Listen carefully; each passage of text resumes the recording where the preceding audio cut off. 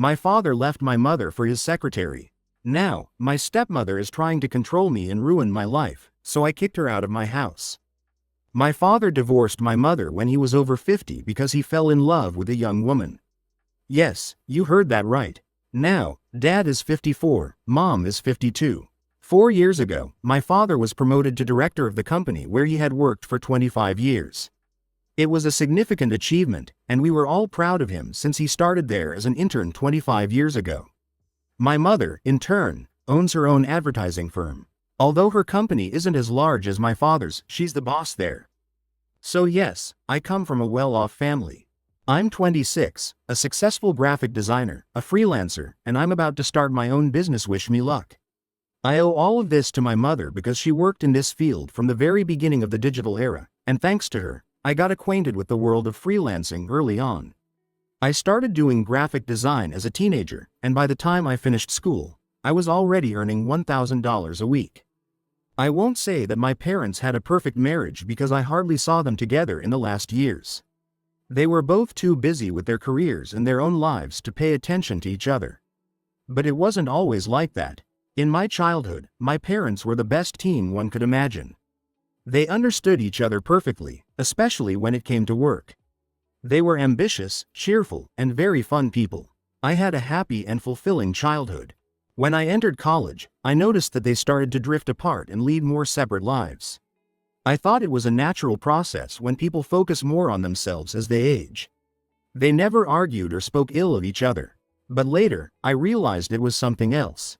My father lost interest in my mother after she started menopause. He said her hormones became unbearable, and as you might have guessed, he found solace in his secretary.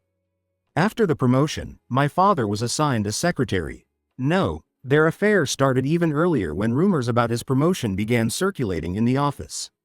But after the official appointment, he took their relationship seriously. When my mother found out about it, she simply wished him luck and let him go without any scandals. That's exactly why I love her. She's the most elegant and strong woman I've ever met. But before letting him go, she made sure to take the house we lived in and a significant portion of my father's savings as alimony. No, she wasn't a gold digger. She and my father built this wealth together, and she couldn't allow some freeloader to live at her expense. In the end, after the divorce, my father was left with almost nothing except for his car and part of the savings, which he generously spent on his new love, the secretary. The divorce went smoothly. My father agreed to all of my mother's terms without argument because he knew that arguing with her was useless. She would have destroyed him. Thank God I was already living separately when all this started. During college, I rented a luxurious 2-bedroom apartment and lived for my pleasure. I earned enough from freelancing to pay the rent and bills, so why not? I didn't want to take sides because I love both of my parents. I'm already an adult and understand their points of view.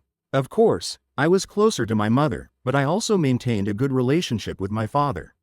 I respected him because he was always kind to my mother, supported her, and rejoiced in her successes. My father and his secretary or mistress, call her what you will, started living together in a rented apartment because my mother kicked him out of the house. My father's company had a strict rule: no romantic relationships between colleagues. My father wanted to keep their relationship secret until they figured out what to do next, but his beloved was too excited about her winning ticket and rushed to brag to her girlfriends at work. Yes, for a single mother working as a secretary, my father was a real jackpot. However, there are no real friends at work. Her best friend blabbed to the entire office that she was dating my father, and in the end, both of them were fired. Yes, my father lost his director position because of this woman. My mother, in the end, had the last laugh.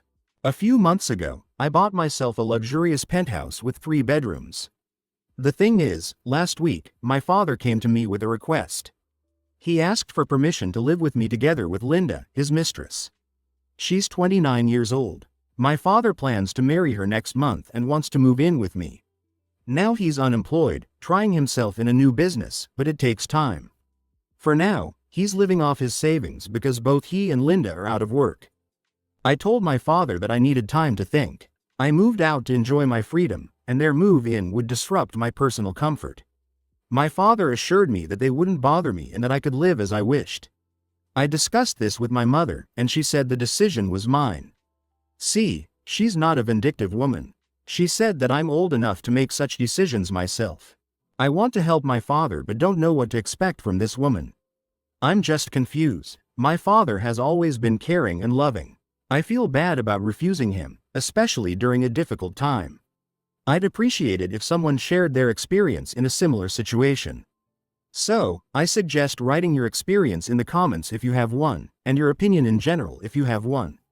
And now we move on to the update. Update 1. Hi guys, I'll start from where I left off. After much thought and discussion, I agreed to let my father and Linda live with me. My father said they would move in after the wedding. I thought the wedding would be modest since it's the second marriage for both, but no, they threw a lavish celebration and then went on a honeymoon. I was curious where the money for the wedding and vacation came from, but it's none of my business. It's been a couple of months since they moved in with me. As I mentioned, Linda is a single mother of a 5-year-old girl who is a mini copy of her mother. She runs around the house, creating a mess. And no, she's not the cute little girl you might imagine. She's a spoiled child who demands everything she sees, and if she doesn't get it, she breaks things in the house. My father hasn't launched his business yet, he's looking for investors and trying to convince them to invest. But Linda doesn't even go to interviews. It seems she's content sitting on my father's neck. She has guests almost every day, family, friends, random people she met at the supermarket. Essentially, she's one of those women who call themselves the life of the party but actually just sit on the couch gossiping about everyone. Maybe for someone, this is normal, but for me, it's strange to see her doing nothing all day. I've never seen my mother just lying around at home doing nothing, even on weekends. She worked while everyone else slept. I don't know if my father told Linda about his finances. Judging by her lifestyle, it's as if he has no money problems. Either he didn't tell her the whole truth, or he lied to me. The first option seems more likely because I saw how my parents' divorce went and know that my mother got the majority of the property. This woman needs to understand that my father has no money, and if she wants to live normally, it's time to start doing something. However, this isn't that important to me right now because I'm insanely happy I met Alice. She's 23, a vlogger, not very popular yet. I can't reveal her identity, but I've literally lost my head over her. I've been a fan of her work for a long time, and recently she hired me to edit her videos. We had never met in person, all our conversations were via video calls. Sounds like a classic romantic story, but yes, I fell in love with her while editing her videos. She's magnificent in her travel vlogs. But what hooked me the most were her raw, unedited footage. Okay, enough admiration, let's get to the point. After much thought, I finally invited her to meet last month. It wasn't exactly a date, more of a work meeting.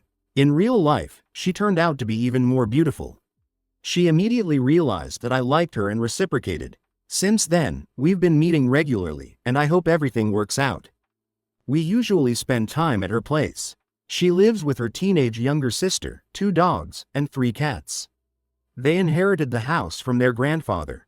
Alice's parents have long been divorced and started new families, so she and her sister lived with their grandfather until his death 4 years ago.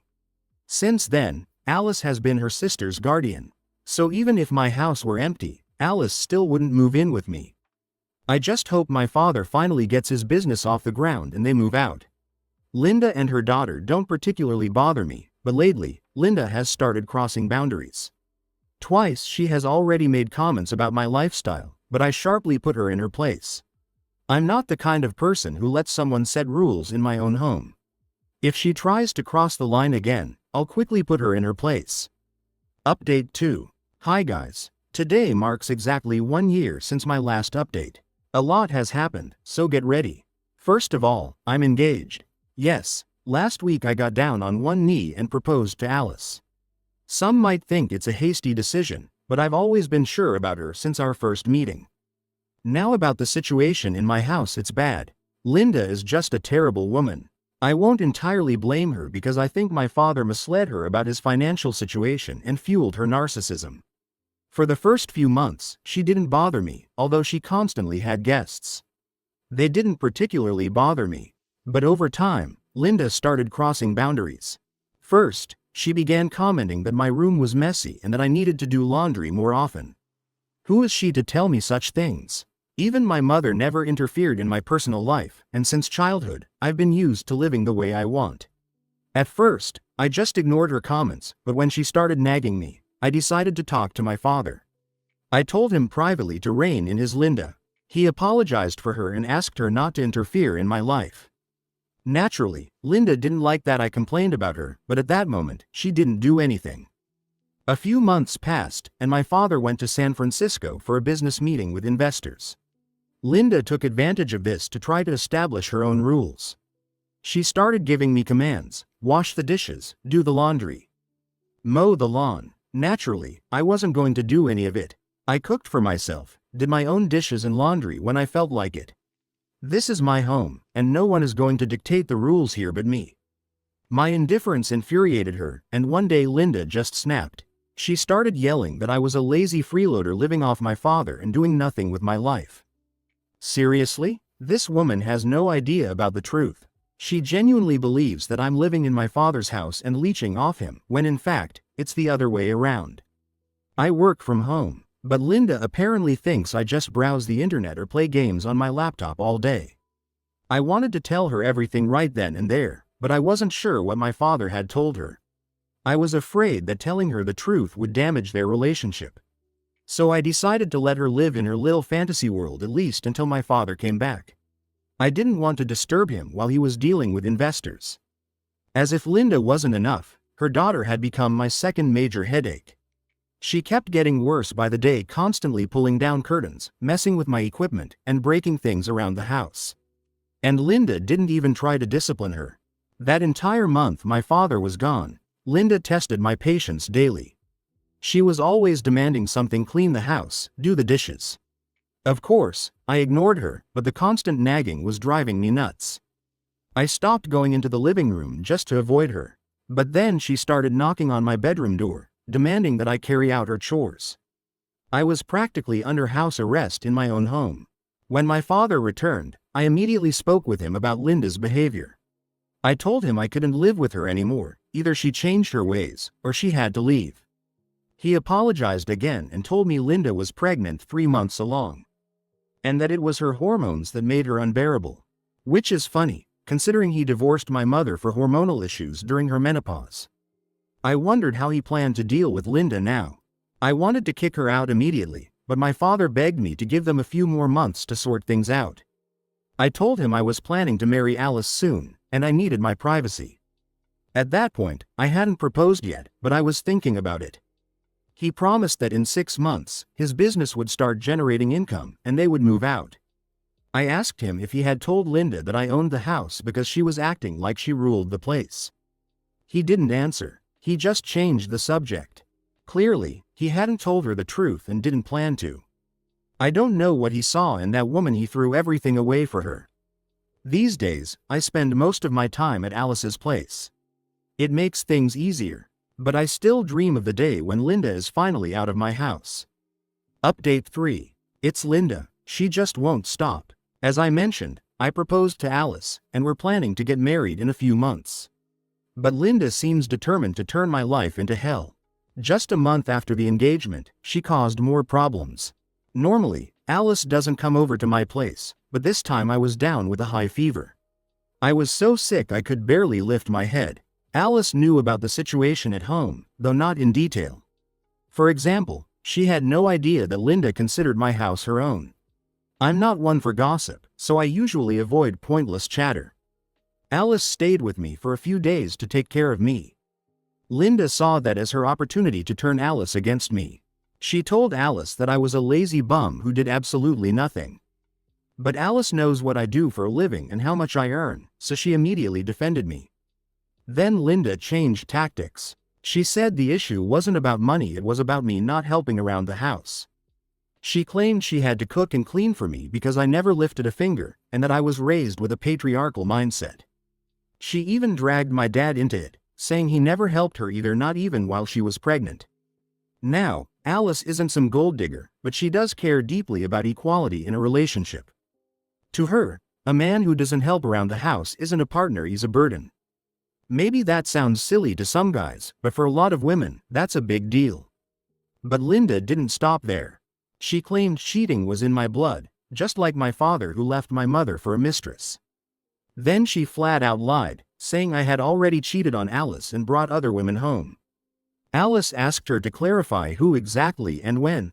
When Linda described these so-called other women, Alice realized they were just my friends and colleagues. But Linda kept insisting she'd seen me having fun with them. Total nonsense. I was too sick to notice the shift in Alice's behavior. The next day, she went home. I recovered a week later and went to see her. She looked unsure. She said she was starting to question whether we were rushing things. Immediately, I knew it was because of Linda. Alice isn't the kind of person who doubts her decisions. She said yes to my proposal instantly and with confidence. So I asked her straight up, "Did Linda talk to you?" At first, she didn't want to admit it. But after I pressed a bit, she told me everything. I explained the whole truth, that Linda is toxic and lives in a fantasy world about my father's finances. Alice wasn't worried about the money. What she needed was a real partner, not someone who would just take advantage of her care and effort. But I realized the damage had already been done. And the more I tried to convince her, the more it would push her away. So I decided to give her space. But one thing was clear, I needed to get rid of the poison in my life, and that poison was Linda. I went back home and exploded on her. I confronted her about everything she'd told Alice. She just smirked and said, "I told her the truth." I was furious. I stormed into her room and started throwing her things into the living room. She started screaming at me, threatening to call the police and tell my father everything. I yelled back that I didn't care, let her do whatever she wanted. She screamed that this was her house and I had no right to kick her out. I laughed in her face and shattered her illusion. I told her the house belonged to me, my father had begged me to let them stay here. I told her to shut up and start packing. She tried to grab me by the collar, but I pulled away and warned her never to touch me again. A few minutes later, my father showed up clearly. She had called him the moment I started tossing her stuff out. He tried to calm me down, but I didn't hold back. I told him he had made a huge mistake getting involved with that whore. Linda was expecting him to take her side, but instead, he snapped at her and told her to be quiet. She demanded he kick me out. That's when he had no choice but to tell her the truth, that the house really did belong to me. Linda was stunned. She started throwing accusations at my dad, calling him a liar and a fraud. My dad pulled me aside and begged me to give Linda one last chance. I said, "Not a chance." She tried to destroy my life and my relationship. I wasn't going to let her stay. I didn't hold back. I told him, "Take your whore and go wherever you want. I'm not letting her turn my house into a brothel." He finally accepted it. He packed their things and left. The whole time, Linda cursed me, my father, and even my mother. I honestly wanted to punch her, but I didn't want more problems. It's been a week since they left. Yes, it felt amazing to finally put Linda in her place.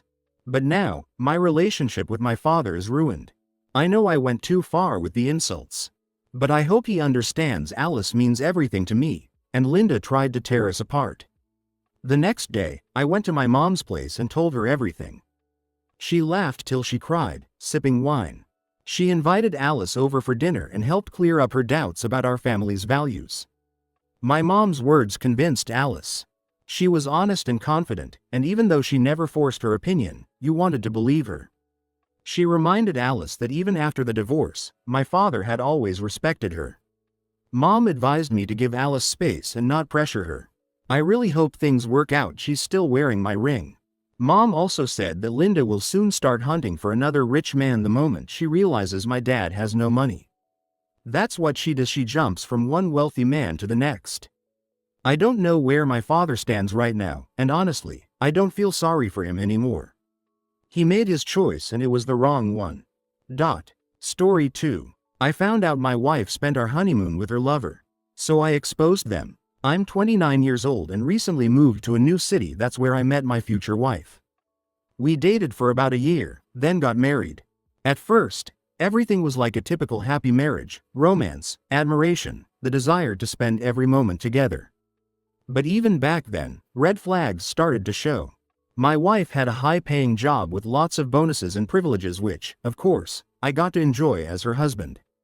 She introduced me to her boss, and everything seemed fine. We actually got along well. I supported her career, even though it involved frequent business trips across states. I wasn't too concerned since she usually traveled with colleagues and her boss. But just 2 weeks after the wedding, she announced that she was going on a business trip alone with just her boss. It seemed logical to me that, since we were still basically in the honeymoon phase, we should spend that time together. But she flat out refused. When I tried to talk her out of it, a huge argument broke out. We'd never fought before that. She called me unreasonable, and I started to suspect there was more to these trips than she let on. In the end, she went anyway, completely ignoring how I felt. I was devastated and reached out to friends for advice.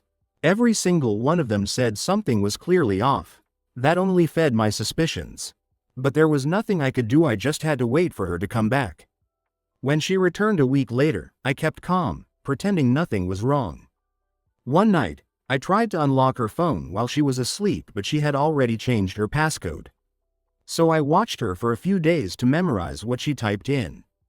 Eventually, I got in. What I saw, I wasn't ready for it. She had changed her boss's contact name to a woman's name. But from the tone of the messages, the content, and the sheer number of intimate photos, it was obvious she was lying. She'd been cheating on me all along, and that business trip was actually their honeymoon. She even called it that in her texts to him. That's when it hit me. She married me just to cover up rumors about her affair with her married boss. Everything she got from him, promotions, bonuses, perks, was because of their relationship, not her achievements. I felt like a complete idiot. But who really thinks clearly when you're head over heels in love and dreaming of a happy marriage? I took screenshots and sent them to myself, then carefully erased any trace that I'd accessed her phone. I'm not sure if it was revenge or just impulse, but I'm not proud of what I did next. I took her laptop and edited the presentation she was scheduled to give the next day. I left most of it intact, but added one of those intimate photos with her boss as the second slide. The next morning, she went to work, completely unaware. About an hour later, my phone rang. It was her panicking, screaming that I had ruined her life. Turned out, during the presentation, she accidentally revealed everything about her and her boss to the entire room. She had the nerve to claim that I had destroyed her life, that I'd wrecked everything she'd worked for. She came home furious and even tried to hit me. To avoid more drama, I told her to leave. But she refused. Luckily, her cousin lived nearby. I called her, explained everything, and she came over quickly. She dragged my wife out while she screamed and made a scene for the whole neighborhood to hear. All I wanted was peace and quiet. And honestly, seeing her like that gave me a strange sense of relief. She deserved it. I filed for annulment. We had been married for less than a month, and I want nothing to do with her ever again. I'll walk away from this almost unscathed except for the emotional trauma. She tried crawling back to her boss, but even he turned her down, deciding to focus on his family. Now she's miserable, a shadow of her former self. Depressed. And I keep asking myself, was that affair really worth throwing away a good husband? All the time, emotion, and money I invested in her turned out to be meaningless. I feel betrayed, used, broken. And I deeply regret the wasted days I'll never get back. But what's done is done. I've learned my lessons, and I'm moving on, just waiting for the annulment to be finalized.